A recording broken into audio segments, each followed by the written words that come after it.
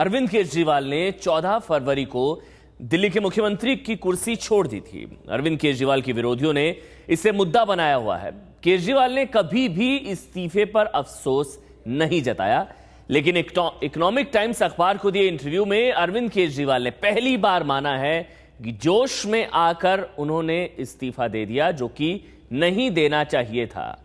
यह अरविंद केजरीवाल ने मान लिया है। अरविंद केजरीवाल ने कहा है कि सैद्धांतिक रूप से इस्तीफा देने पर उन्हें अफसोस नहीं है, लेकिन फैसला उसी रात नहीं करना चाहिए था। जोश में आके जल्दबाजी में इस्तीफा नहीं देना चाहिए था। जब कांग्रेस और बीजेपी ने जन लोकपाल बिल का रास्ता रोका था। इकोनॉमिक टाइम्स को जो इंटरव्यू दिया उसमें क्या छपा है? सैद्धांतिक तौर पर दिल्ली में सरकार बनाने और इस्तीफा देने का अफसोस नहीं है। दोनों फैसले सही थे, सरकार बनाने का और इस्तीफा देने का। गलती यह हुई कि हमने ये समझा कि सरकार छोड़ने के हमारे फैसले का जनता जश्न मनाएगी। हमें लगा था कि जनता खुद समझ जाएगी कि हमने सरकार क्यों छोड़ी, लेकिन ऐसा नहीं हुआ।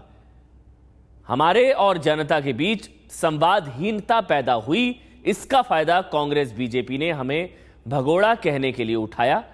यह हमारी चूक थी, अरविंद केजरीवाल मान रहे हैं। हमें उसी दिन इस्तीफा नहीं देना चाहिए था जिस दिन कांग्रेस बीजेपी ने जन लोकपाल बिल पास होने से रोक दिया था। उसी दिन नहीं इस्तीफा देना चाहिए था। संवादहीनता रही। हमें कुछ दिन इंतजार करना चाहिए था, सभाएं करके लोगों को बताना चाहिए था कि क्यों हमें सरकार छोड़नी पड़ रही है, क्यों हम सरकार छोड़ रहे हैं। हमने अचानक इस्तीफा दिया और जनता समझ नहीं पाई कि क्यों हमने सरकार छोड़ी। इसका गलत संदेश गया। जोश में आके जल्दबाजी में इस्तीफा दे दिया। संवाद के मामले में हमने गलती की, आगे से हम इसका ध्यान रखेंगे। यानी कि अरविंद केजरीवाल पहली बार मान रहे हैं। एबीपी न्यूज संवाददाता सरोज सिंह इस वक्त हमारे साथ जुड़ चुकी हैं।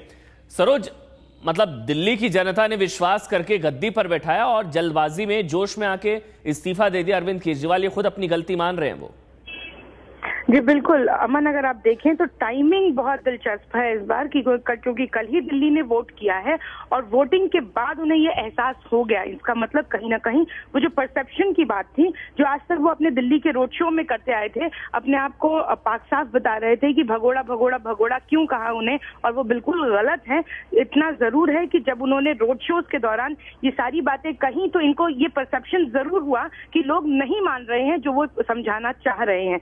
तो निश्चित तौर पर पहली बार जो माना है वो तब माना है जब दिल्ली में वोटिंग हो चुकी है। यानी कि दिल्ली में अब उन्हें भी ऐसा लग रहा है कि वो लोगों को ये बात समझा नहीं पाए, जिसके मायने ये भी हो सकते हैं कि उन्हें ऐसा लग रहा है उन्होंने अपनी हार जो सैद्धांतिक रूप से आप कह सकते हैं थोड़ी बहुत स्वीकार करते हुए नजर आ रहे हैं। इन लाइन्स का मतलब यही निकाला जा सकता है। और अब वो पंजाब दौरे में है, वहां लोगों को वो कितना ये समझा पाते हैं वो देखने वाली बात होगी। कहीं ना कहीं इतना जरूर है कि आज अरविंद केजरीवाल ने ये बात मान ली है कि ये लड़ाई थोड़ी बहुत जो वो हारे हैं वो इस बदौलत हारे हैं कि उन्होंने जल्दबाजी में ही अपना फैसला लिया था।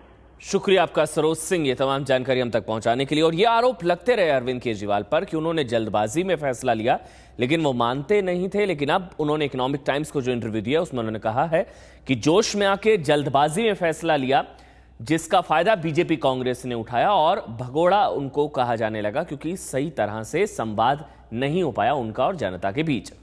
देश की नई सरकार के बारे में अरविंद केजरीवाल ने कहा है कि बीजेपी 180 से कम सीटें जीतेगी और नरेंद्र मोदी प्रधानमंत्री नहीं बन पाएंगे। अपनी पार्टी के बारे में अरविंद केजरीवाल ने कहा कि हम किसी आंकड़े को टारगेट नहीं कर रहे हैं, हम अमेठी और वाराणसी की सीट जीतेंगे। क्या छपा है? बीजेपी 180 से कम सीटें जीतेगी और मोदी प्रधानमंत्री नहीं बन पाएंगे। हम किसी आंकड़े को टारगेट नहीं कर रहे हैं। आम आदमी पार्टी कितनी सीटें जीतेगी इसका जवाब वो दे रहे थे। हम अमेठी और वाराणसी की सीटें जरूर जीतेंगे। अमेठी राहुल गांधी, वाराणसी नरेंद्र मोदी, और इससे राजनीति की तस्वीर बदल जाएगी।